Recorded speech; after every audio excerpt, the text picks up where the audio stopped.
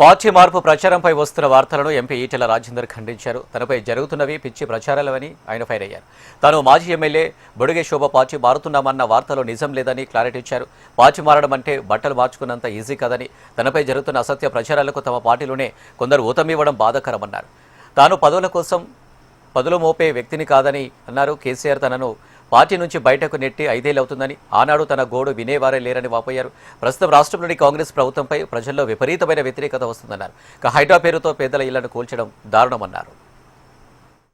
కేసీఆర్ నన్ను మెడగబట్టి బయటికి నెట్టి బర్తరాఫ్ చేసి 5 ఏళ్ళు అవుతుంది. ఆనాడు మాలాంటి వాళ్ళం బయటకు వచ్చి చెప్పుకున్నామంటే కూడా ఎవరు రాయని పరిస్థితి, ఎవరు చెప్పని పరిస్థితి, అనివార్యమైన పరిస్థితులలో మేము భారతీయ జనతా పార్టీలో జాయిన్ అయినాం. మేము పార్టీలు మారడం బట్టలు మార్చుకున్నంత తేలిక కాదు అని రెండో మాట కూడా గుర్తు చేస్తున్నా.